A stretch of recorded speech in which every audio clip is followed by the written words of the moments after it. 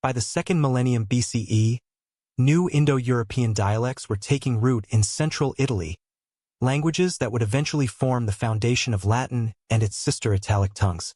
Archaeological and linguistic records indicate that this development was not the result of a single migration, but of gradual movements and cultural integrations unfolding across centuries. The transformation reshaped the demographic and linguistic character of the Italian peninsula during the Late Bronze Age. The broader Indo-European expansion across Europe had begun much earlier, likely originating from steppe regions north of the Black and Caspian Seas during the 3rd millennium BCE. Archaeogenetic studies and comparative linguistics associate these movements with the dispersal of Indo-European language families. By approximately 2000 to 1800 BCE, Indo-European speaking groups had entered the Italian peninsula, interacting with established Neolithic farming populations whose presence dated back several millennia. Material continuity in settlement layers suggests not a violent replacement, but gradual assimilation and cultural blending. Archaeologists identify the Apennine culture, circa 1700 to 1150 BCE, as a key framework for understanding this transitional period. Excavations in central and southern Italy reveal pastoral settlements, fortified hilltop sites, and distinctive burnished pottery characterized by incised geometric patterns. These communities practiced transhuman pastoralism, moving livestock seasonally between upland and lowland zones. The distribution of Apennine material culture across the peninsula indicates increasing regional connectivity, particularly along the Apennine mountain chain. Linguistic reconstruction places Proto-Italic speakers in central Italy by the late 2nd millennium BCE. Comparative analysis of later Latin, Faliscan, and Oscanumbrian dialects reveals shared phonological and grammatical features pointing to a common ancestral language. For example, the retention of certain Indo-European consonant clusters and the development of specific case endings align these languages within a distinct Italic branch. Although no written records survive from this early phase, later inscriptions confirm linguistic continuity across the region. Burial practices provide additional evidence of cultural transformation. During the Late Bronze Age, cremation became increasingly common in parts of northern and central Italy, reflecting connections with the broader Urnfield cultural horizon of Central Europe. Ashes were placed in ceramic urns and interred in organized cemeteries. Archaeologists uncovered such burial sites in areas later associated with Italic populations, indicating participation in shared ritual traditions that extended beyond the peninsula. These practices suggest not isolation but integration within continental exchange networks. Settlement patterns during this period reveal a gradual shift toward defensible hilltop locations. Surveys in the Tiber Basin and surrounding regions show small, nucleated communities positioned on elevated terrain. This positioning provided both strategic visibility and protection, while proximity to fertile volcanic soils supported agriculture. The Tiber River corridor functioned as a natural route linking inland communities with coastal trade networks. Environmental factors thus shaped the spatial organization of early Italic-speaking groups. Material evidence also demonstrates expanding trade contacts. Bronze artifacts, including fibulae, weapons, and tools, display stylistic influences traceable to Central Europe and the Aegean. Such objects were not merely utilitarian. They signaled social differentiation. Elite burials containing finely crafted bronze items suggest the emergence of hierarchical leadership structures within these communities. The concentration of prestige goods in certain graves indicates early forms of status differentiation, possibly tied to control over trade routes or pastoral resources. Records from later classical authors, including Dionysius of Halicarnassus, preserve traditions linking early Italic peoples to broader migratory movements. While these accounts were written centuries after the events they describe, they reflect an awareness in antiquity of deep-rooted population shifts in Italy's past. Modern archaeology, rather than literary tradition, provides the primary evidentiary basis for reconstructing this era. By approximately 1200 BCE, the cumulative effects of migration, cultural exchange, and environmental adaptation had established stable Italic-speaking communities in central Italy. These populations maintained pastoral and agricultural economies, organized around kinship-based leadership structures. Linguistic cohesion did not imply political unity. Instead, Regional dialects and localized identities began to emerge within a broader Italic framework. The integration of Indo-European linguistic structures with pre-existing cultural traditions laid the groundwork for later developments in Latium. As Italic-speaking communities stabilized across central Italy, regional cultural identities began to crystallize more distinctly in the area that would later be known as Latium. Before continuing deeper into the historical record, viewers are encouraged to subscribe to the channel and enable notifications to receive future long-form historical documentaries as they are released. Engagement through comments, particularly noting which section or development was most informative, also contributes to ongoing discussion and scholarly exchange within the community. By 1000 BCE, the hills of Latium housed small but increasingly organized communities. Archaeological evidence from the region known as Latium Vetus, stretching from the lower Tiber River to the Alban Hills and the Tyrrhenian coast, identifies the emergence of what scholars classify as the Latial culture. This cultural horizon, conventionally divided into Latial I and Latial II phases, marks the earliest materially identifiable stage of the people later known as the Latins.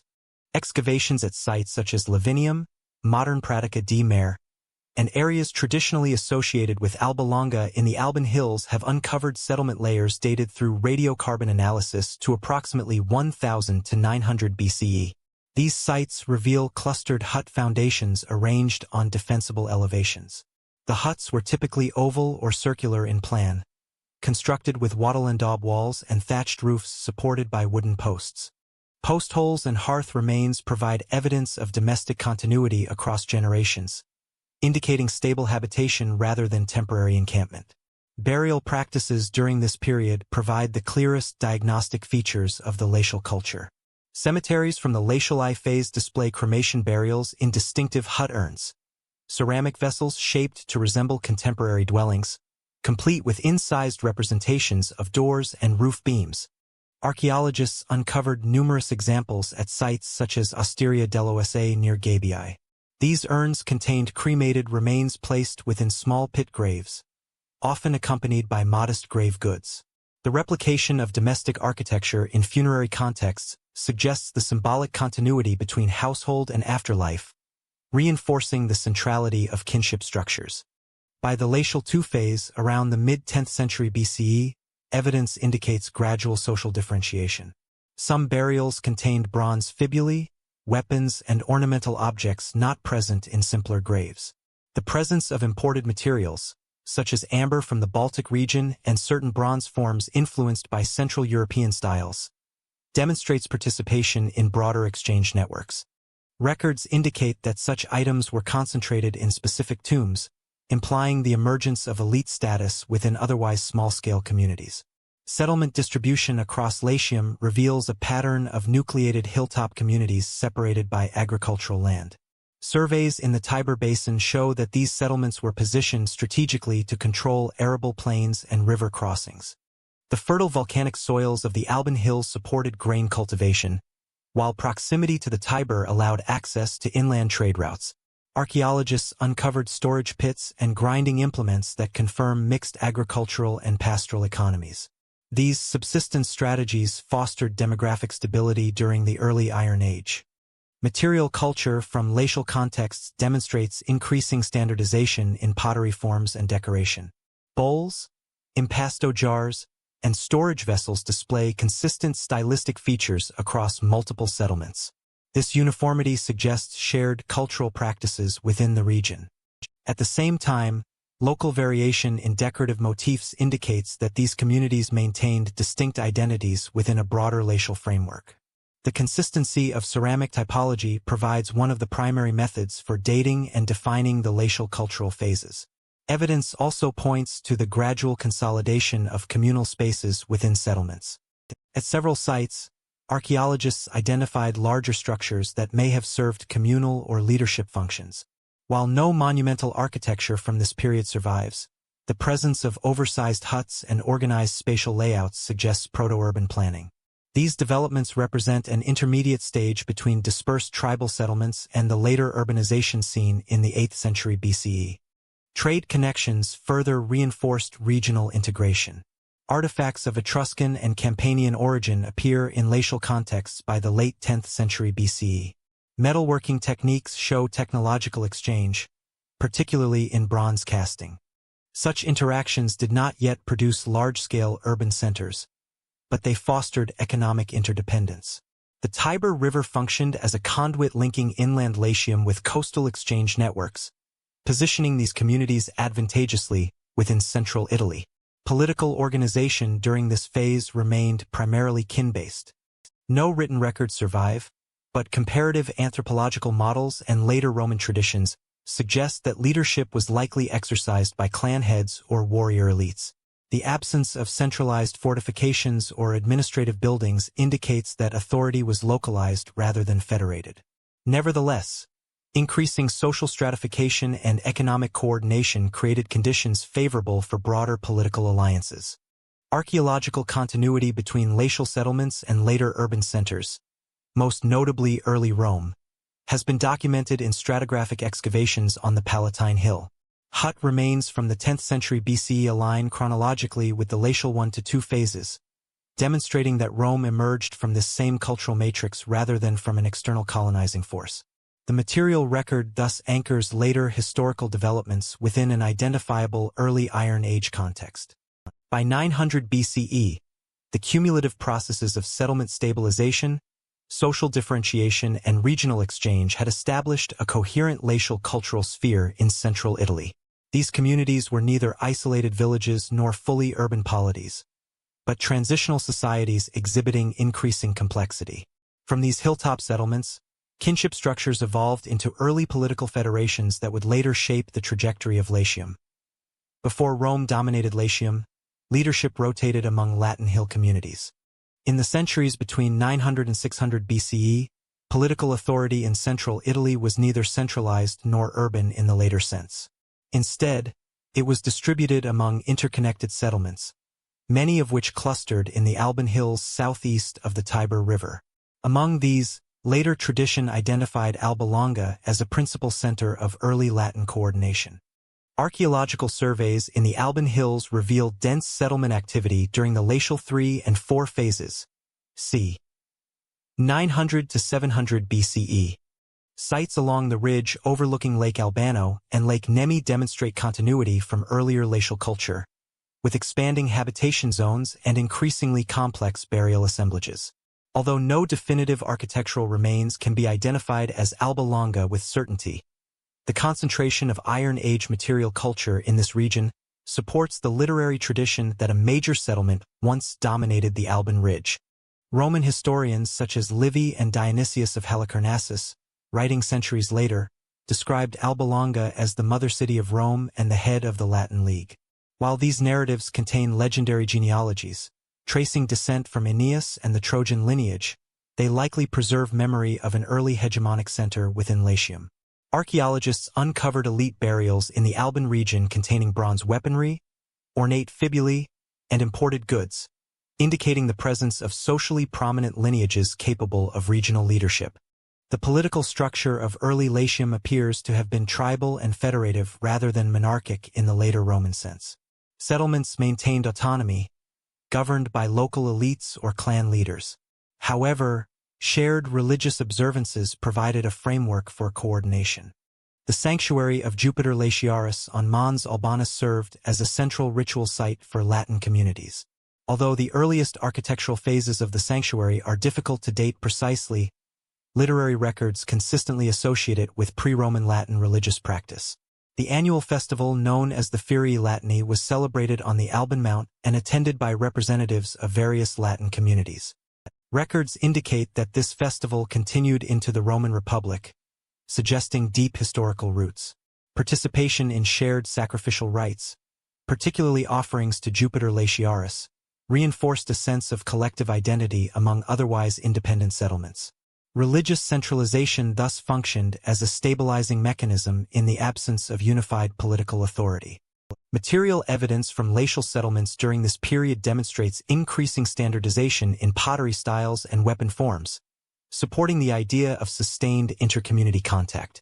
Exchange networks extended northward into Etruria and southward toward Campania. Archaeologists uncovered Etruscan-influenced bronze objects in Latial contexts from the 8th century BCE, indicating cultural interaction across ethnic boundaries. These contacts likely enhanced the prestige of dominant Latin centers, including the Alban Ridge communities. Geography played a critical role in shaping this federative system. The Alban Hills offered defensible elevations and fertile volcanic soil, supporting both agriculture and population growth. The proximity of multiple settlements within short distances facilitated seasonal gatherings and ritual coordination. At the same time, the Tiber River corridor provided access to inland and coastal trade routes, increasing the strategic value of leadership positions within the League. While the term Latin League is primarily attested in later Roman sources, the structural elements of such a federation are consistent with archaeological findings. There is no evidence of permanent centralized administration or standing armies during this period. Instead, coordination likely occurred through assemblies of tribal leaders convened for religious and military purposes. This arrangement resembles other early Italic federations documented in subsequent centuries. By the 8th century BCE, emerging settlements along the lower Tiber, including early Rome, began participating in this network. Excavations on the Palatine Hill reveal habitation layers contemporaneous with the later phases of glacial development. Although Rome did not initially dominate the League, its geographic position at a river crossing provided strategic advantages that would later alter the balance of power. The federative organization centered on Alba Longa and Mons Albanus represents a transitional stage in Latin political evolution. Authority was exercised collectively, mediated through ritual obligation rather than bureaucratic control. This system preserved intertribal cohesion while allowing local autonomy. However, it also lacked mechanisms for sustained centralization, leaving it vulnerable to internal competition and external pressures. By the late 7th century BCE, demographic growth and expanding trade networks began to elevate certain settlements above others in scale and influence. The equilibrium among Latin hill communities would gradually shift as rising powers emerged both within Latium and beyond its borders. This federation would later confront rising powers to the north and south. Latium did not develop in isolation. Between the 8th and 6th centuries BCE, the region was situated within an increasingly interconnected Mediterranean world. To the north, the Etruscan city-states of southern Etruria, such as Veii and Tarquinia, expanded economically and culturally. To the south, Greek colonists established settlements in Campania, most notably Cumae in the 8th century BCE. Archaeological and material evidence indicates sustained interaction between these powers and the Latin communities of central Italy. Excavations across Latium reveal imported Greek pottery dating to the late 8th and early 7th centuries BCE. Corinthian and Euboean ceramics have been uncovered in elite burial contexts, indicating participation in long-distance trade networks. These artifacts were not utilitarian imports alone. They signaled status and external affiliation. The presence of such items in latial graves suggests that local elites sought association with Mediterranean prestige goods as a means of reinforcing authority within their own communities. Etruscan influence is particularly visible in metallurgy and urban development. Bronze fibulae, helmets, and weapon forms discovered in latial contexts reflect stylistic parallels with Etruscan craftsmanship. Archaeologists uncovered evidence of advanced bronze casting techniques in sites adjacent to the Tiber River corridor, suggesting technological transmission through trade or artisan mobility. The Etruscans themselves maintained extensive exchange links with both Greek colonies and inland Italic populations, acting as intermediaries in the diffusion of material culture. Settlement patterns during the 7th century BCE demonstrate increasing complexity within Latium. At several sites, including early Rome, archaeologists documented the transition from dispersed hut clusters to more organized settlement layouts. The drainage of marshlands and the construction of communal spaces indicate emerging forms of coordinated labor. Comparative analysis suggests that Latin communities observed and adapted urban planning principles already evident in Etruscan centers. The development of public squares and early sanctuaries in Latium parallels architectural patterns seen in Etruria. Literary tradition associates Rome's late regal period with Etruscan rulers, particularly the Tarquin dynasty. While these accounts were written centuries later, archaeological evidence supports substantial Etruscan cultural presence in Rome during the 6th century BCE. Monumental building projects, including the early temple of Jupiter Optimus Maximus on the Capitoline Hill, demonstrate architectural techniques characteristic of Etruscan design. Terracotta decorative elements and temple foundations align closely with Etruscan religious structures of the same era. Greek influence extended beyond material imports to literacy and alphabetic transmission. The Latin alphabet derives ultimately from the Greek script, adapted through Etruscan intermediaries. The earliest known Latin inscriptions, dating to the 7th century BCE, display characters consistent with Etruscan forms. This adoption of alphabetic writing enabled administrative recording and ritual dedication, marking a structural transformation in communication practices within Latium. Political organization in Latin communities may also have been shaped by external observation. Etruscan city-states operated under monarchic systems during the early Archaic period, governed by elite lineages. Latin adoption of kingship models, particularly in early Rome, reflects broader regional patterns rather than isolated innovation. However, there is no evidence that Latium was politically subordinate to Etruria as a unified territory during this period. Instead, influence appears to have operated through proximity, trade, and elite exchange rather than direct annexation. Religious syncretism further illustrates intercultural interaction. The introduction of the cult of Apollo into Rome in 431 BCE, though slightly later chronologically, reflects sustained Greek religious influence. Earlier periods already demonstrate the adaptation of foreign deities into Latin ritual frameworks. Archaeologists uncovered votive offerings at sanctuaries in Latium displaying stylistic affinities with Greek and Etruscan practices, suggesting ritual borrowing alongside material exchange. Geographical positioning made Latium a conduit between northern and southern Italy. The Tiber River facilitated inland access from the Tyrrhenian coast, while overland routes connected Latial settlements with Etruscan urban centers and Campanian ports. This connectivity fostered economic diversification. Agricultural surplus, salt extraction near the coast, and livestock production likely formed the basis for exchange with neighboring powers. By the late 7th century BCE, the cumulative effect of Etruscan and Greek interaction had accelerated structural change within Latium. Settlements became more densely organized, social hierarchies more pronounced, and material culture increasingly cosmopolitan. Archaeological strata in Rome's Forum area reveal large-scale drainage projects during the 6th century BCE, demonstrating technological capabilities consistent with Etruscan engineering expertise. These developments did not erase Latin identity but reshaped it. External influence functioned as a catalyst rather than a replacement. Indigenous traditions persisted even as imported techniques and symbols were incorporated into local frameworks. The result was a hybrid cultural environment in which Latial communities adapted selectively to Mediterranean innovations. By the 6th century BCE, one settlement in particular began to consolidate these influences into a coherent urban structure.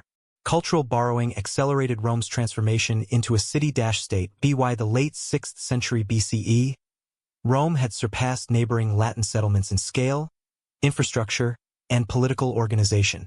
Archaeological strata beneath the Roman Forum confirm that between approximately 625 and 500 BCE, the settlement underwent rapid and coordinated urban transformation.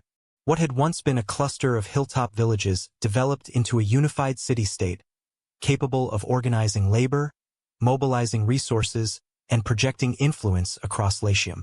One of the most significant engineering projects of this era was the construction of the Cloaca Maxima. The Forum Valley had originally been a marshy depression prone to flooding from the Tiber River. By installing a large-scale drainage system lined with stone masonry, early Roman authorities converted this unstable terrain into usable civic space. The transformation of the valley into a centralized forum area enabled political assemblies, market activity, and religious ritual to occur in a shared urban core. The scale of the undertaking suggests coordinated authority and access to advanced engineering knowledge. Parallel to infrastructural expansion was monumental temple construction. The most prominent example is the Temple of Jupiter Optimus Maximus on the Capitoline Hill, traditionally dedicated in 509 BCE. Although rebuilt multiple times in later centuries, archaeological evidence confirms the existence of a large archaic temple platform dating to the late 6th century BCE. Its design, featuring a high podium deep porch and terracotta decorative elements, closely parallels Etruscan religious architecture from southern Etruria. The temple's dedication to Jupiter, Juno, and Minerva established a triadic cult central to Roman civic identity and symbolized the consolidation of religious authority within the urban framework. Literary sources written centuries later identify the final Roman kings as members of the Tarquin dynasty, traditionally linked to Etruscan origins. While the precise historicity of figures such as Tarquinius Priscus and Tarquinius Superbus remains debated, material culture from this period demonstrates clear Etruscan artistic and architectural influence. Decorative terracottas, roof tiles, and sculptural fragments recovered from early Roman sanctuaries correspond stylistically with finds from Tarquinia and Veii. This evidence indicates sustained interaction rather than isolated borrowing. Political centralization accompanied urban expansion. The organization of public works required hierarchical leadership and administrative coordination. Elite burial assemblages from the late regal period reveal increasing stratification within Roman society. Grave goods, including imported military organization, also appears to have developed during this period. The traditional narrative credits the Servian reforms, associated with King Servius Tullius, with reorganizing Roman citizens into property-based classes and establishing new tribal divisions. Although the chronology of these reforms is contested, archaeological evidence for defensive fortifications around the city suggests heightened military preparedness in the late 6th century BCE. Walls constructed from large tufa blocks indicate an ability to mobilize labor and anticipate external threats. By this time, Rome's relationship with neighboring Latin communities had shifted. Earlier in the Archaic period, Latin settlements operated within a loosely organized federation centered on ritual cooperation. However, Rome's infrastructural and demographic growth created asymmetry within Latium. Its capacity to host large-scale religious festivals, manage trade flows, and deploy armed forces exceeded that of smaller hill communities. Latin cities increasingly interacted with Rome not as an equal partner, but as a dominant regional actor. Economic diversification reinforced this position. Control of river crossings and salt routes enhanced Rome's strategic importance.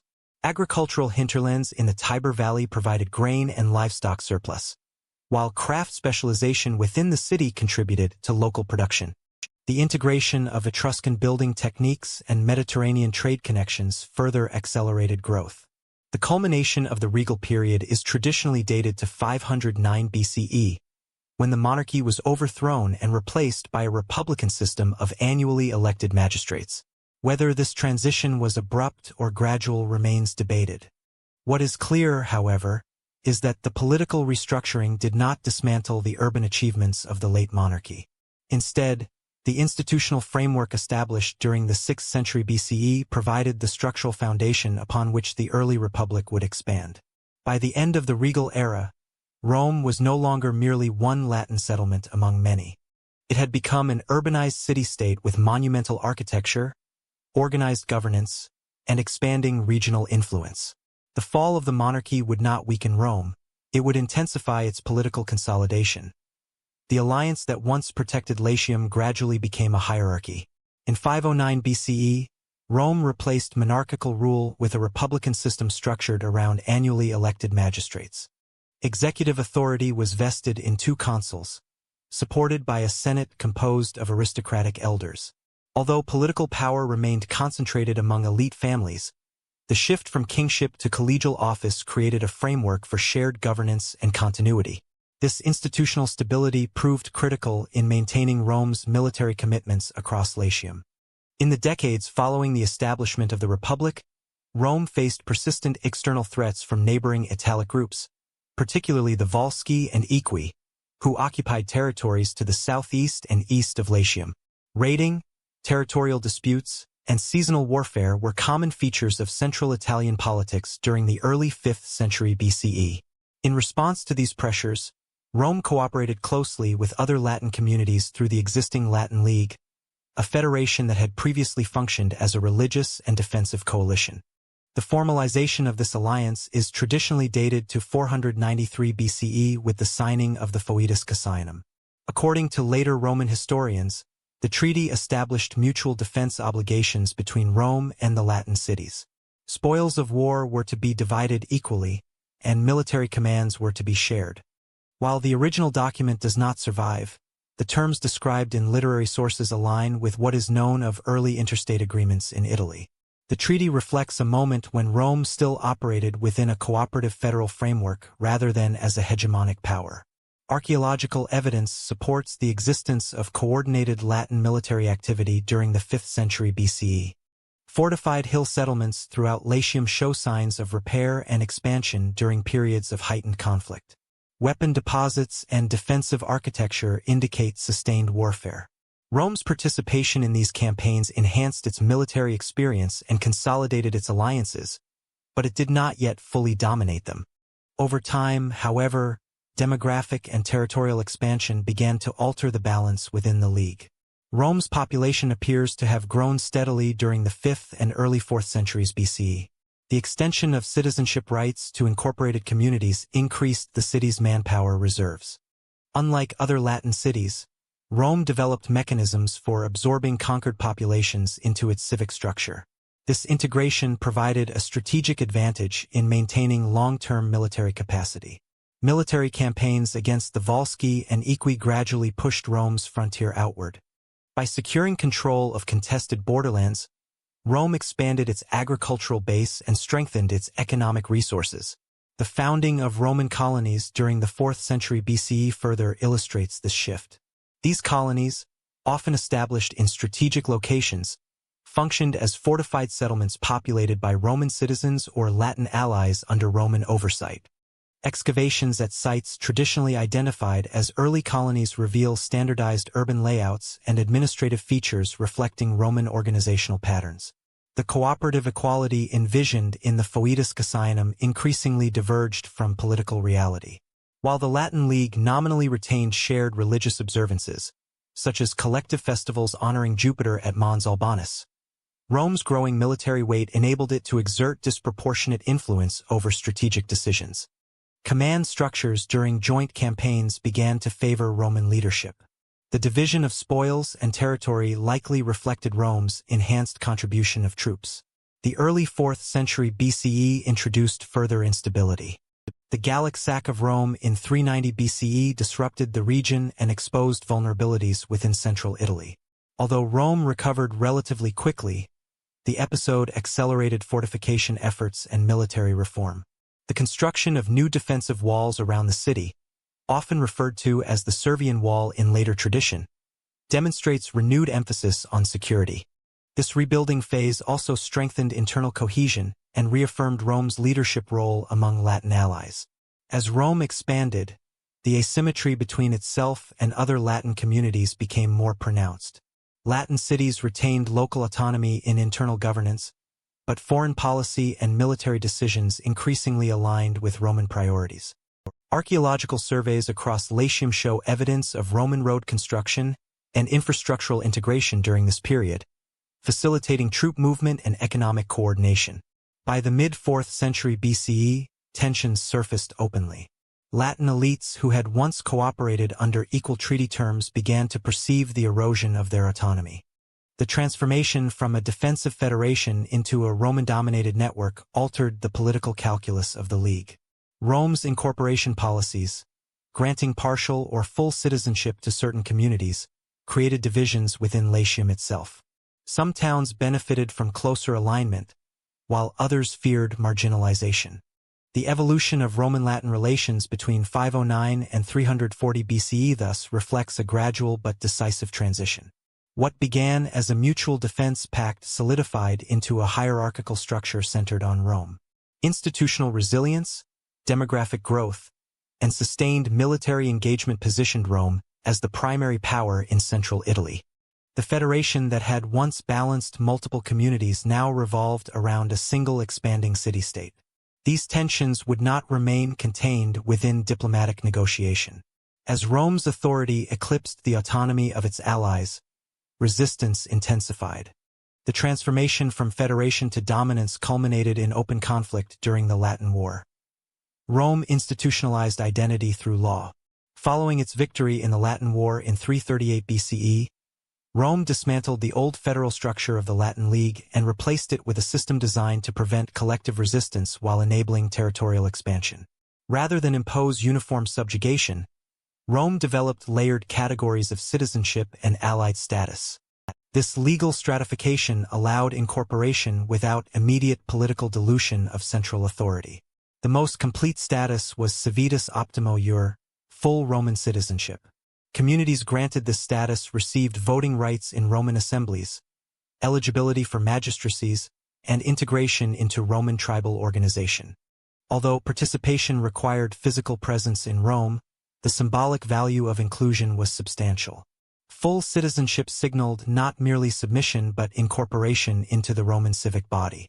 A second category, civitas sine suffragio, extended personal legal protections and obligations without voting rights.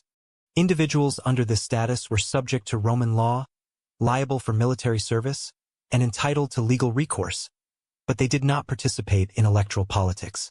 This arrangement proved especially useful in integrating strategically important communities while preserving Roman political balance. Over time, some of these communities were elevated to full citizenship, suggesting that the system functioned as both a stabilizing mechanism and an incentive structure. A third tier involved the extension of Latin rights, ius Latiae.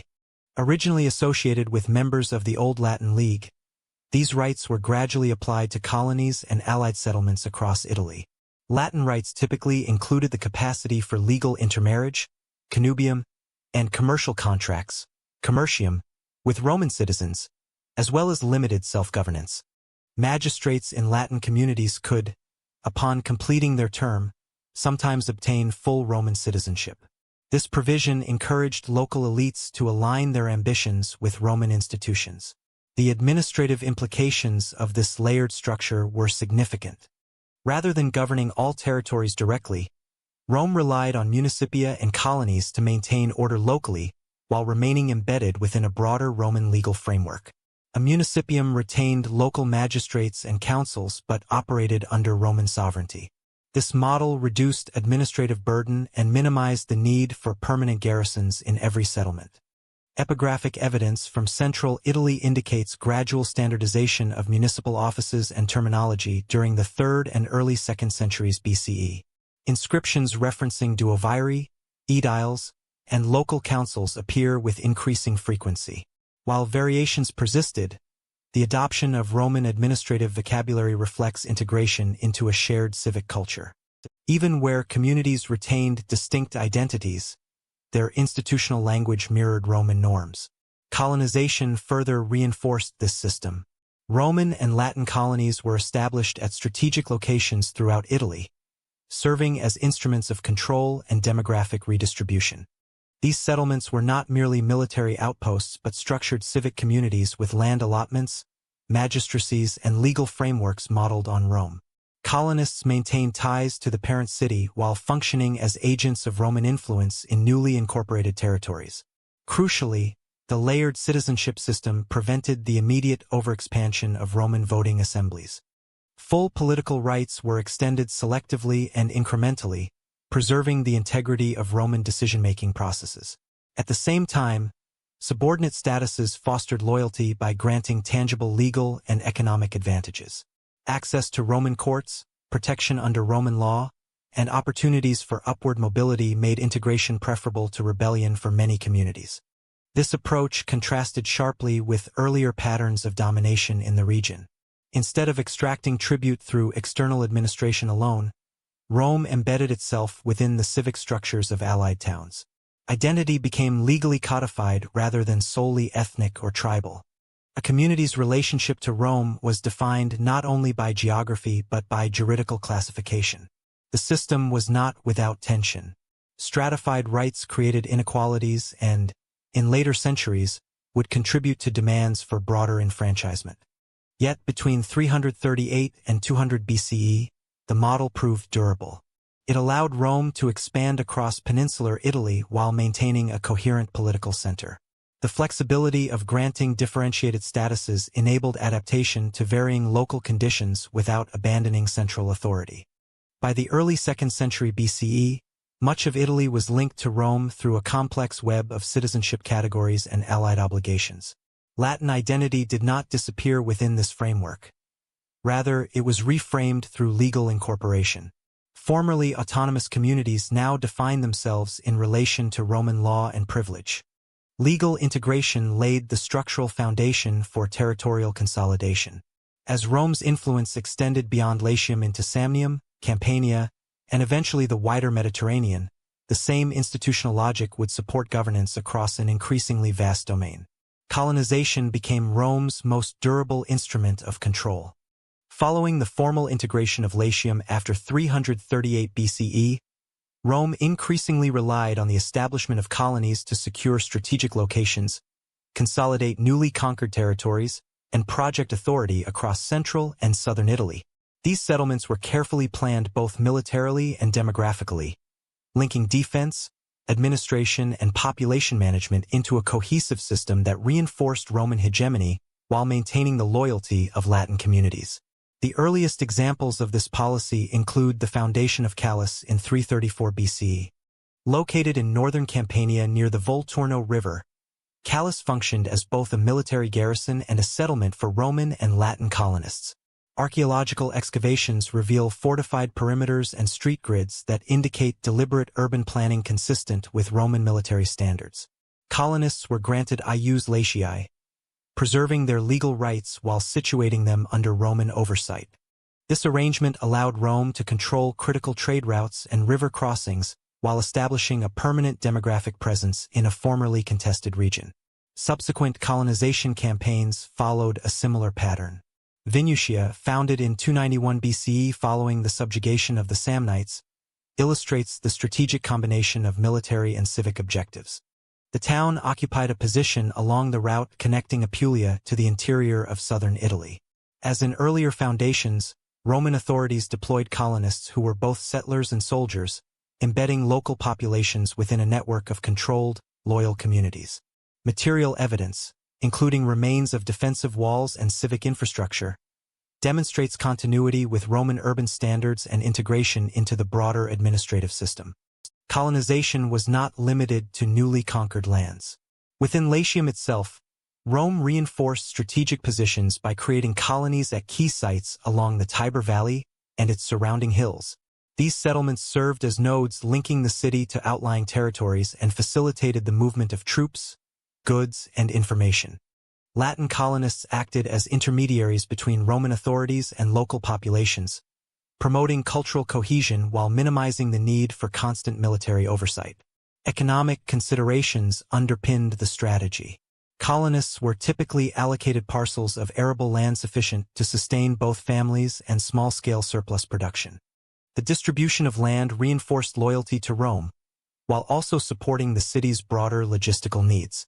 In areas such as northern Campania, colonies became centers of agricultural output and trade, integrating local economies into the expanding Roman network.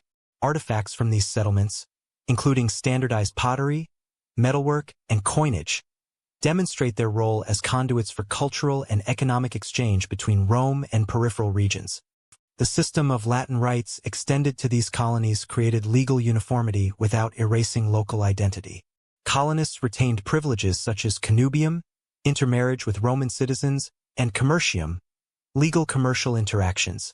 Over time, service in these colonies could facilitate elevation to full Roman citizenship, incentivizing allegiance and fostering integration. Epigraphic evidence from later periods confirms the existence of municipal councils and magistracies patterned on Roman models, underscoring the replication of civic structures across newly founded settlements. Military utility remained central to the policy. Colonies were positioned along frontiers, river valleys, and key roadways to enable rapid deployment of troops in response to external threats. The presence of trained colonists in these areas functioned as a deterrent against local unrest and hostile incursions. This dual function of settlement, demographic expansion, and military control allowed Rome to consolidate power efficiently without overextending its core forces. By the 3rd century BCE, the cumulative effect of colonization had reshaped Latium and its surroundings. Strategic settlements created a network of Roman influence stretching from the Tiber Valley into Campania and beyond. The physical distribution of Latin and Roman populations reinforced centralized authority, while allowing subordinate communities to maintain their civic identities under the framework of Roman law. Material evidence, including fortification layouts, standardized housing, and road connections, illustrates how colonies were integrated both administratively and economically into the expanding republic. The colonization strategy also accelerated cultural assimilation. Latin communities increasingly adopted Roman legal practices, urban planning, and religious observances. Shared institutions and obligations facilitated the integration of diverse populations, reinforcing Rome's role as the hegemonic center of Latium. By simultaneously granting legal rights, offering economic incentives, and ensuring military security, the colonization system functioned as both a carrot and a stick, embedding loyalty while consolidating territorial control. By the end of the 3rd century BCE, the network of colonies had transformed Latium from a loosely connected federation into a region thoroughly enmeshed in Roman administrative, economic, and military structures. Territorial growth reshaped the social and economic foundations of Latium, creating conditions for the city's continued expansion across the Italian peninsula. In the mid-5th century BCE, law in Latium shifted from memory to inscription. Prior to this period, legal norms among Latin communities and in early Rome were predominantly customary, transmitted orally and enforced according to local tradition. The lack of written codification allowed elite families, particularly the patricians, to dominate interpretation and application, creating disparities in enforcement and limited accountability. To address these inequalities, Rome appointed a board of 10 magistrates, known as the decemviri, tasked with producing the first formal written legal code, the 12 Tables. The 12 Tables were inscribed on bronze tablets displayed in the Forum, providing public access to statutes and procedures. This transparency was unprecedented in Latium, establishing legal norms as communal knowledge rather than the private domain of a ruling elite. Fragmentary records preserved in later sources, including Cicero, Gaius, and Livy, indicate that the tables covered multiple domains: civil obligations, property rights, family authority, most notably patria potestas over household members, contract enforcement, and procedural rules for litigation. While shaped by long-standing customary practices, codification introduced uniformity and predictability, standardizing legal processes across the city, and, as Rome's influence expanded, into the broader Latium region. The codification process also reinforced institutional authority. Magistrates administering justice operated under clearly defined procedural frameworks, limiting discretionary interpretation while ensuring enforcement consistency. Courts and tribunals referenced the 12 Tables as authoritative guides, reducing disputes over precedents and enabling the expansion of Roman civic administration into newly allied or colonized towns. Archaeological evidence, including monumentalization of the Forum and associated civic structures, reflects the institutional consolidation of this period. Public spaces such as tribunals, open courts, and meeting areas for assemblies signal the integration of law into both physical and social landscapes. The legal framework codified in the 12 Tables contributed directly to the transformation of Latin identity. Communities under Roman authority began to define civic belonging less by kinship or tribal affiliation and more by shared adherence to standardized laws. Ius Latiae and municipal rights were administered according to these codified norms, fostering cohesion across diverse settlements while maintaining hierarchical structures. Legal uniformity functioned as both a mechanism of integration and an instrument of central authority, enabling Rome to consolidate control over Latium without the constant presence of a military garrison. Social and economic regulation was also affected. Debt procedures, property boundaries, and inheritance rights became codified, reducing ambiguity in transactions and reinforcing accountability. The tables explicitly regulated issues of debt bondage and contractual obligations, providing citizens and Latin allies with predictable recourse while preventing arbitrary enforcement by powerful elites. This contributed to broader social stability and facilitated expansion, as newly incorporated communities recognized the fairness and authority of Roman law. Religious and ceremonial obligations were likewise embedded within legal structures. Sacrificial duties, Festival regulations and priestly functions were addressed in the codified framework, linking civic law with ritual practice. By formalizing these norms, the 12 tables reinforced the integration of religious, social, and civic life, ensuring that legal adherence and communal observance were mutually reinforcing. Latin communities participating in the Roman system could align their local traditions with centralized legal standards while retaining a degree of religious autonomy.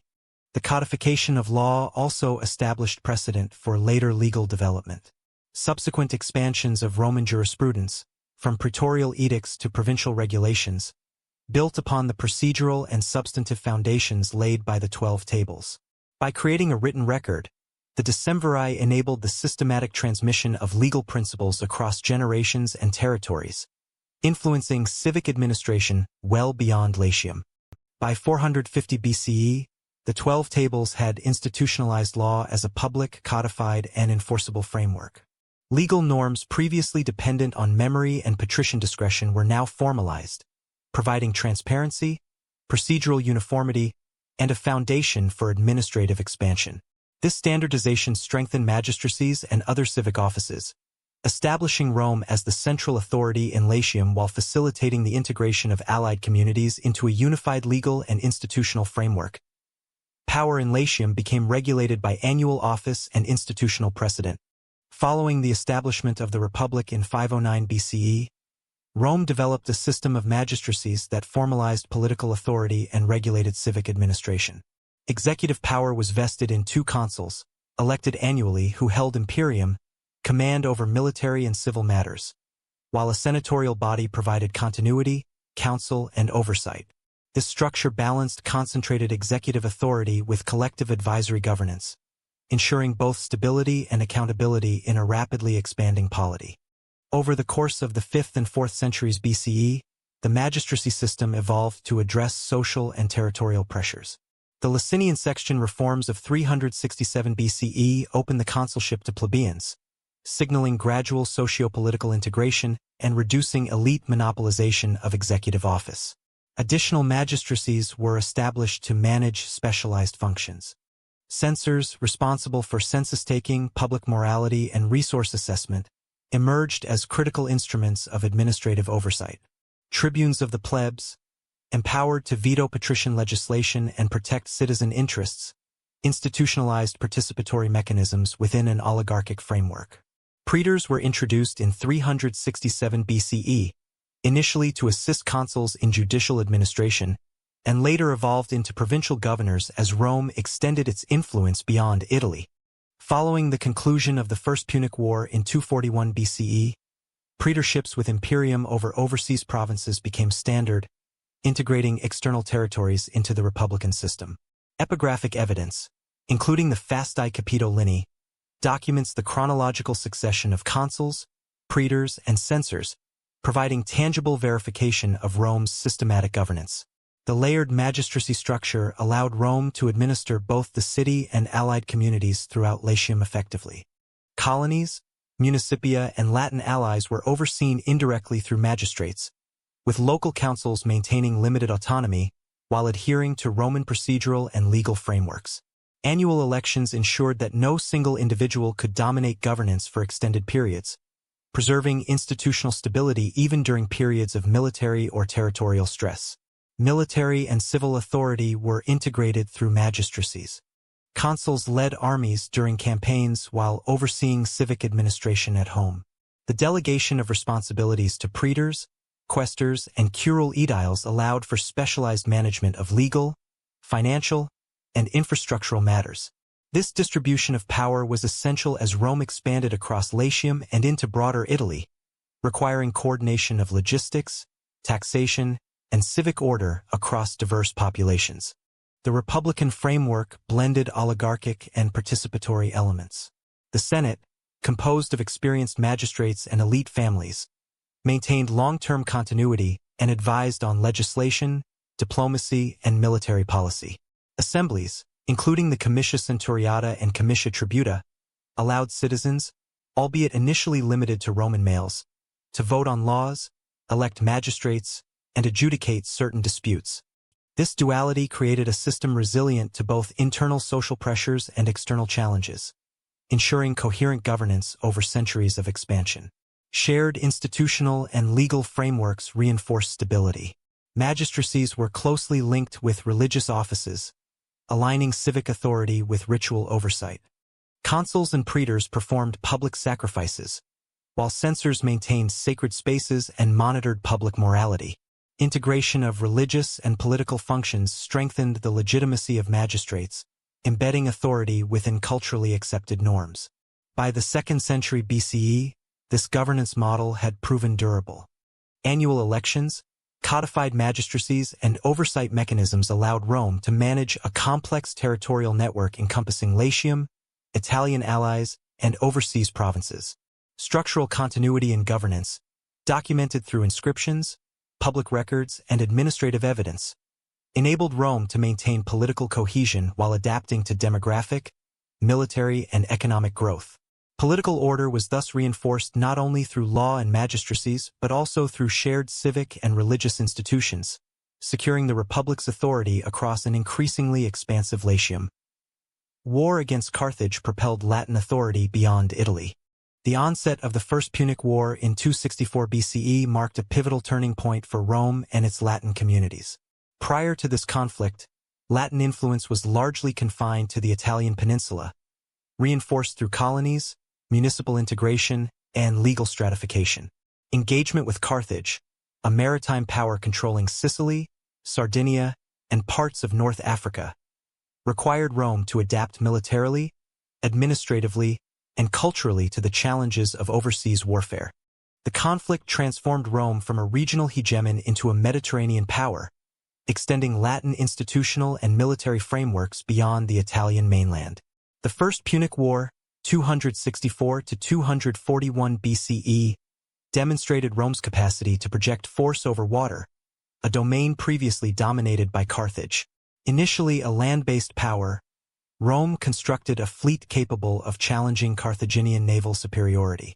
Latin communities contributed manpower, shipwright expertise, and financial resources, integrating the peninsula's human and material capital into a coordinated war effort. The eventual Roman victory secured Sicily as its first overseas province, establishing a precedent for territorial administration outside Latium. The Second Punic War, 218 to 201 BCE, further expanded Rome's military and administrative reach. Hannibal's invasion of Italy tested the Republic's defensive capabilities, prompting reliance on allied Latin contingents alongside Roman legions. Latin citizens, municipia, and colonies provided both troops and logistical support, reflecting the integration of local populations into Rome's strategic planning. Polybius, writing in the mid-2nd century BCE, attributed Rome's resilience to its constitutional balance. Annually elected magistrates, collective decision-making, and distributed command structures allowed rapid adaptation during prolonged crises. The war's conclusion, following the decisive Battle of Zama in 202 BCE, cemented Rome's dominance in Hispania and set the stage for administrative oversight of new provinces. The Third Punic War, 149 to 146 BCE, culminated in the complete destruction of Carthage, eliminating a major rival and enabling Rome to assert direct control over North Africa. Latinized administration extended into these regions, with colonies and military settlements replicating the organizational principles established in Italy. Colonists were deployed to strategic urban centers and frontier locations to secure supply lines, enforce taxation, and integrate local populations under Roman law. Latin, as the language of legal, military, and civic authority, became increasingly associated with governance in overseas territories. Military colonies reinforced Roman control by combining settlement with strategic positioning. Colonists were often veterans granted land in newly conquered territories, ensuring loyalty while projecting administrative and defensive presence. Archaeological evidence from sites in Sicily, Hispania, and North Africa indicates replication of Roman town planning, including grid street layouts, forums, and public buildings. These colonies functioned as nodes of Romanization, facilitating cultural, legal, and linguistic integration in regions previously outside the Italian sphere. The Punic Wars also accelerated Rome's adaptation of provincial administration. Praetors and other magistrates assumed responsibilities for overseeing distant territories, extending the republican governance model established in Latium. Military command, taxation, and local jurisprudence were delegated to these offices, demonstrating the scalability of Roman institutions beyond Italy. Latin became the language of administration, law, and military command, reinforcing the cultural cohesion of dispersed territories and establishing enduring mechanisms for governance. Economic integration followed military conquest. Sicily, Hispania, and North Africa provided grain, metals, and other resources essential to sustaining the Republic's armies and urban population. Latin administrative and legal structures facilitated the extraction, distribution, and management of these resources. Standardized contracts, municipal organization, and the replication of Roman legal procedures allowed provinces to operate efficiently while maintaining accountability to Rome. By the end of the 2nd century BCE, the Punic Wars had transformed Rome's scale, military capacity, and political influence. Latin identity, once concentrated within Latium, was increasingly associated with civic authority, law, and military leadership across the Mediterranean. Victory in these conflicts necessitated administrative innovation, colony-based control, and legal standardization, all of which reinforced Rome's dominance and set the stage for continued territorial expansion in the following century. The outcome of 146 BCE established Rome not only as the preeminent military power of the Western Mediterranean, but also as the principal agent of Latin institutional, legal, and cultural influence beyond Italy. Victory required the creation of durable administrative systems capable of sustaining governance over geographically distant populations. These innovations would underpin Rome's expansion into the Hellenistic world and the eventual transformation of the Republic into a Mediterranean-wide state. Empire required bureaucracy as much as armies. After the conclusion of the First Punic War in 241 BCE, Rome faced the challenge of administering territories far beyond Latium. Sicily became the Republic's first permanent province, necessitating mechanisms for governance, taxation, and law enforcement. To meet these demands, Rome adapted existing republican institutions, extending the authority of magistrates into provincial contexts. Praetors and proconsuls, elected annually, were assigned imperium over provinces, combining military command with civil oversight. Their responsibilities encompassed maintaining order, supervising local courts, collecting taxes, and regulating trade, effectively functioning as both governors and commanders in a system that mirrored the administrative structure established in Italy. Provincial administration relied heavily on standardized fiscal practices. Tax farming, managed by the publicani, enabled the collection of tribute, rent, and customs duties while allowing Rome to delegate operational oversight to private contractors. These contractors, often organized into societates, were responsible for meeting predetermined revenue quotas while managing local extraction. Epigraphic and literary sources, including Cicero's speeches, attest to both the efficiency and the potential for abuse inherent in this system. The combination of Roman oversight and local intermediaries allowed the Republic to maintain revenue streams necessary for sustaining armies, public works, and civic projects. Census procedures, initially designed to organize Latium and other Italian territories, were extended to provinces. Provincial populations were catalogued to determine tax obligations, military levies, and civic responsibilities. Latin legal frameworks, codified over the preceding centuries, were applied through municipal charters in provincial towns. These charters outlined local magistracies, judicial procedures, and property rights, enabling uniform administration while accommodating regional diversity. Latin became both the language of governance and the medium through which legal, fiscal, and administrative norms were transmitted. The creation of municipal charters exemplifies the extension of Roman civic structures beyond Italy. Towns in Sicily, Hispania, and North Africa adopted models of magistracies, councils, and legal procedures derived from Roman precedent. Local elites were incorporated into these systems, serving as intermediaries between the provincial population and Roman authorities. This approach facilitated control without the constant presence of standing garrisons, as civic institutions were aligned with Roman expectations for law, order, and military contribution. Military oversight remained central to provincial administration. Praetors and proconsuls commanded legions stationed within or near provincial territories, ensuring the enforcement of Roman law and security against external threats or internal uprisings.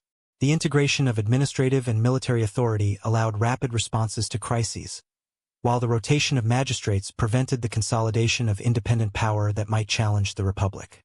Archaeological evidence from provincial settlements, including fortifications, roads, and municipal forums, illustrates the physical manifestation of these governance structures.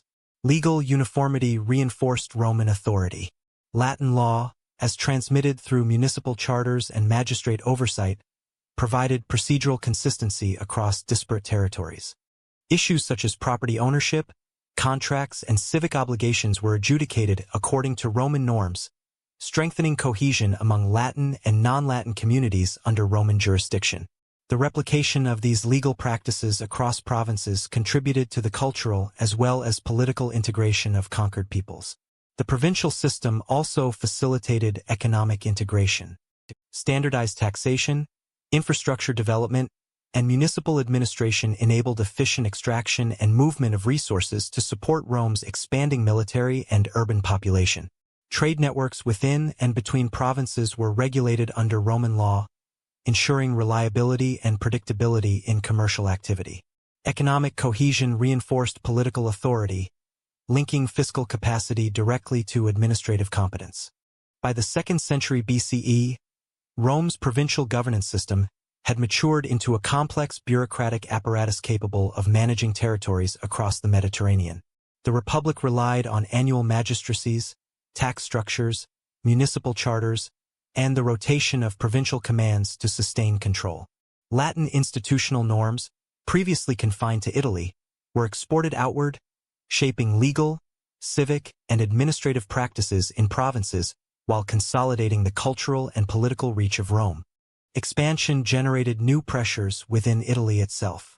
As wealth and manpower were drawn into provincial administration and military campaigns, social hierarchies, economic disparities, and political tensions intensified in Latium and other Italian communities. The systems of governance that had effectively extended Roman authority abroad created challenges at home, foreshadowing internal reforms and conflicts that would emerge in subsequent decades. In 27 BCE, republican forms endured, but authority shifted decisively. The conclusion of the Roman civil wars in the late 1st century BCE set the stage for the transformation of the Republic into the Principate. Octavian, later titled Augustus, formally consolidated authority while preserving the appearance of republican institutions. Traditional offices, consuls, praetors, and quaestors, continued to exist, yet effective power was centralized through Augustus' Imperium Maius and tribunician powers, granting him overarching command over military, judicial, and civil matters. This careful balance allowed the emperor to exercise control without immediate disruption of the institutional framework familiar to Latium and other Italian communities. Administrative reforms accompanied the political settlement. Provinces were reorganized into senatorial and imperial categories.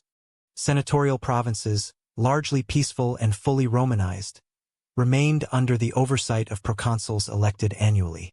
Imperial provinces, often frontier regions with military significance, were directly administered by the emperor through legates or procurators.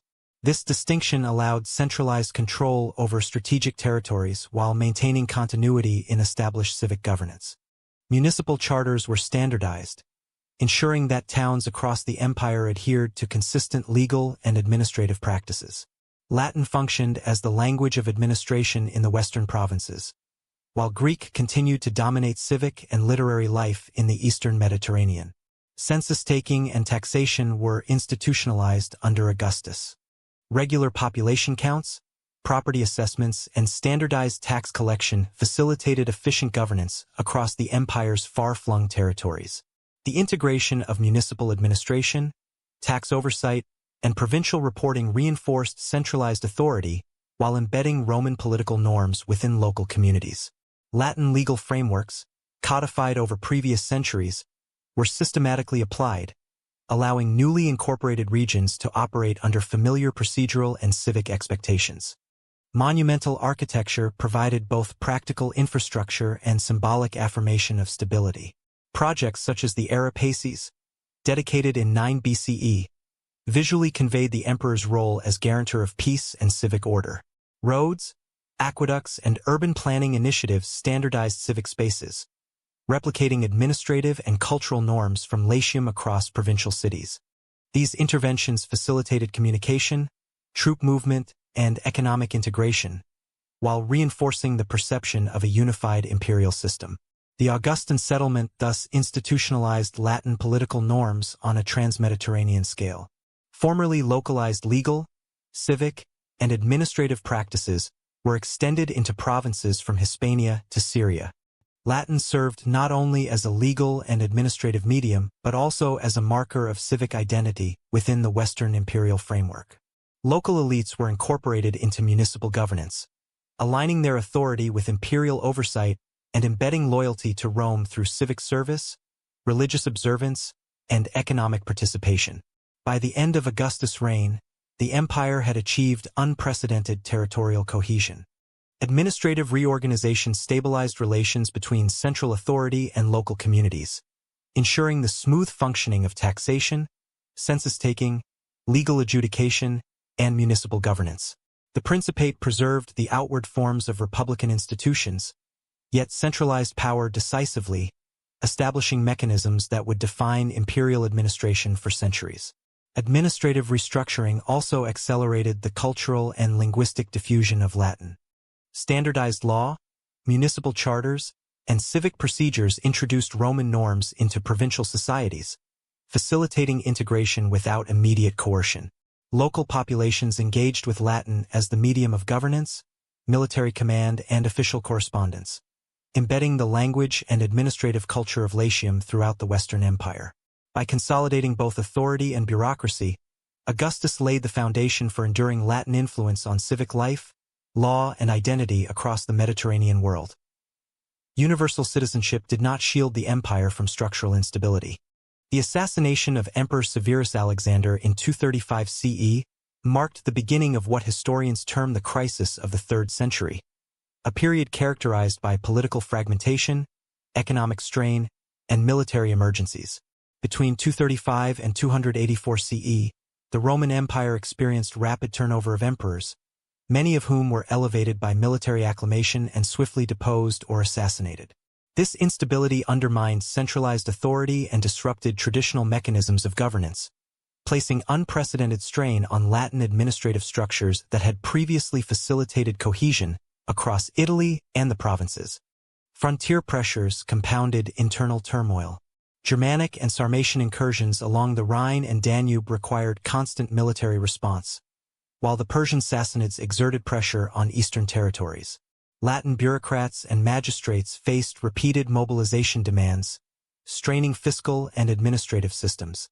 Provincial governors and municipal officials were often compelled to provide troops, supplies, and fortification support with limited oversight, highlighting the vulnerability of previously robust administrative networks. Economic disruption further destabilized the empire. Currency debasement and rampant inflation eroded public confidence, while agricultural production in key Latin and Italian regions declined under pressure from raids, taxation, and labor disruptions. Trade routes were intermittently interrupted, reducing access to grain, metals, and luxury goods. Tax collection and municipal revenue systems, previously stabilized under Augustan and Julio-Claudian reforms, faltered, weakening the capacity of Latin towns and provincial administrations to sustain civic obligations and public services. During this period, the empire fractured territorially. The Gallic Empire, 260 to 274 CE, encompassing Gaul, Hispania, and Britannia, and the Palmyrene Empire, 260 to 273 CE, covering eastern provinces including Syria and Egypt, operated as semi-independent states with their own military, fiscal, and administrative apparatus. Latin administrative cohesion, particularly in the western provinces, was challenged by these secessions. While local municipal institutions remained active, their allegiance to central authority was tenuous, emphasizing the limitations of a Latin-centered bureaucratic system under extreme stress. Military adaptation became essential.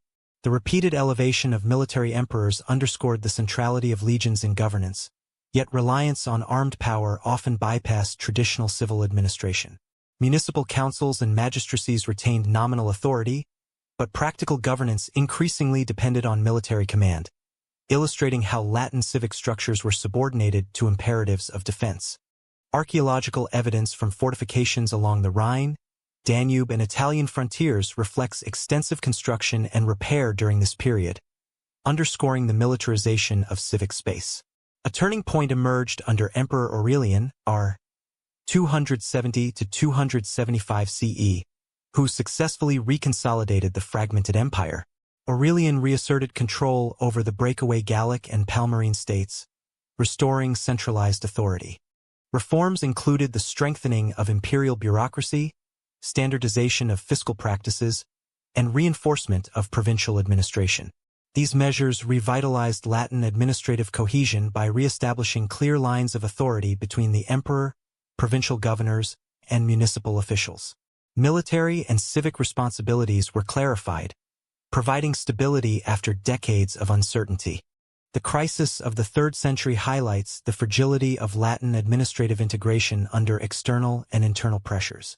Municipal charters, census records, and Latin legal norms remained operative in many communities. Yet they were insufficient to prevent fragmentation when confronted with simultaneous military, economic, and political challenges.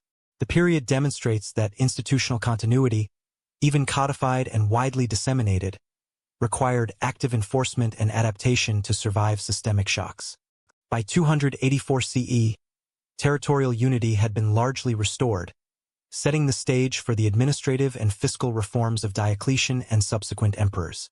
Latin governance structures, though tested, provided the foundation upon which central authority could be reasserted. The crisis illustrates both the resilience and the limitations of Latin administrative culture. While local institutions preserved continuity, imperial oversight and reform were necessary to stabilize the empire and maintain cohesion across Italy and the western provinces. Stability returned only through sweeping administrative reform, initiating a process of bureaucratic restructuring that would shape the late imperial system and the integration of Latin civic norms into a broader, more centralized imperial framework. New rulers governed through inherited Roman systems.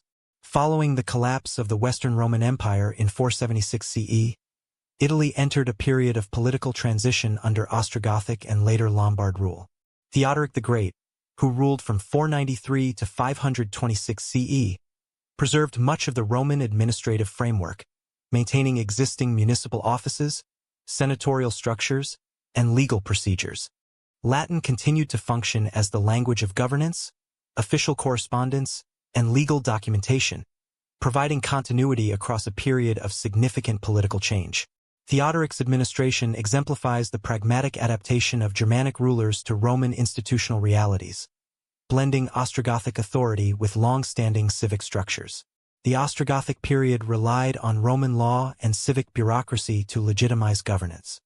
Municipal councils and magistrates remained active, adjudicating civil disputes and managing local resources. Taxation, census-taking, and urban maintenance continued under Latin legal frameworks, ensuring the operation of cities inherited from the empire. Although Ostrogothic kings held supreme authority, they delegated substantial responsibility to Roman officials, relying on Latin literacy and procedural knowledge to maintain effective governance. This approach preserved administrative efficiency and reinforced the durability of Latin legal and civic structures. After the Gothic Wars, 535 to 554 CE, Italy eventually fell under Lombard control from 568 CE. Lombard rule introduced Germanic customary law alongside the established Latin system. Legal pluralism emerged, with Germanic practices governing personal and tribal matters while Latin law regulated civic, municipal, and property affairs. Latin remained the principal language of official record, chancery correspondence, and ecclesiastical administration, while Germanic dialects were used in limited, localized contexts. Archaeological and epigraphic evidence confirms the continued use of Latin inscriptions in towns and fortifications, demonstrating the persistence of Roman administrative culture. Lombard governance adapted to Roman frameworks in both urban and rural areas. Towns retained magistracies and councils that operated according to Latin precedent, facilitating continuity of tax collection, property management, and judicial procedure. In rural regions, comitatus and local chieftains exercised authority under Germanic law, but their actions were frequently recorded and mediated using Latin documentation. This dual system allowed Lombard rulers to maintain control over diverse populations while preserving civic infrastructure inherited from the Roman period.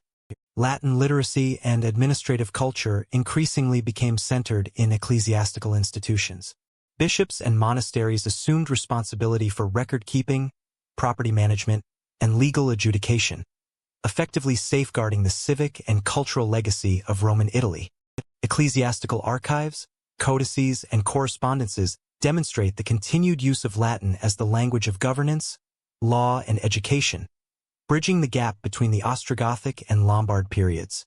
Clerical administrators ensured that municipal charters, fiscal records, and legal texts remained operational despite political fragmentation.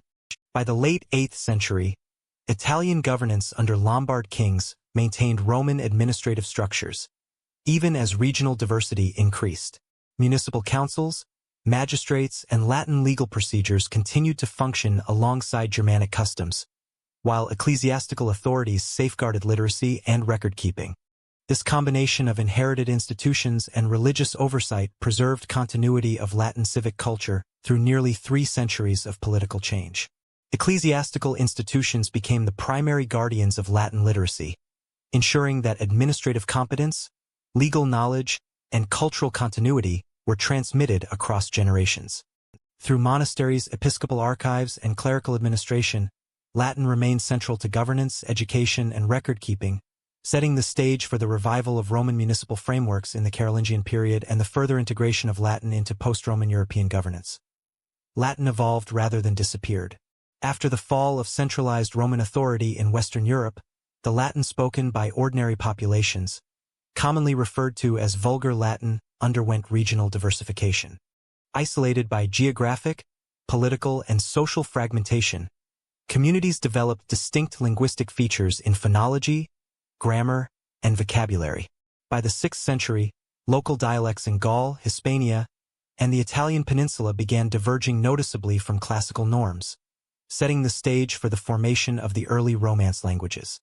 These transformations were gradual, reflecting both continuity with classical Latin and adaptation to regional speech patterns, substrate languages, and new socio-political realities. The earliest extant evidence of this linguistic shift appears in legal and administrative documents. The Oaths of Strasbourg, 842 CE, illustrate the use of vernacular Romance alongside Latin, demonstrating intelligibility challenges between populations in what is now France and Germany. Similarly, marginal annotations, glosses, and charters from monastic scriptoria reveal evolving regional vocabulary, often blending classical Latin forms with local phonetic innovations. These sources highlight a process in which Latin remained the literary and administrative standard, while spoken varieties increasingly diverged. The evolution of vulgar Latin into distinct Romance languages was influenced by both internal developments and external contacts. Germanic invasions introduced loanwords and syntactic shifts, while trade and ecclesiastical networks maintained Latin as a unifying medium for law, liturgy, and scholarship. In Italy, regional dialects eventually coalesced into early forms of Italian. In Gaul, Proto-French emerged. In Hispania and Lusitania, early Spanish and Portuguese developed. Across all regions, Latin persisted in written, religious, and administrative contexts, facilitating mutual intelligibility and continuity of governance, even as spoken forms diversified. By the 10th century, the foundations of the modern Romance languages were established. Latin's structural legacy remained evident in grammar, vocabulary, and syntax, while regional dialects reflected centuries of adaptation. This linguistic evolution demonstrates the enduring cultural influence of the Latins. Although political authority had fragmented, their language continued to shape civic, legal, and literary traditions, providing the framework for the vernacular languages of medieval and modern Europe. Legal traditions proved even more enduring, transmitting Latin terminology, procedural norms, and civic concepts into subsequent European governance systems. Before continuing deeper into history, make sure to hit the subscribe button, click the bell icon to catch our daily Nightfall history videos, and leave a comment on your favorite part of this exploration of the Latins. Your support helps us keep bringing academic, cinematic history straight to your screen.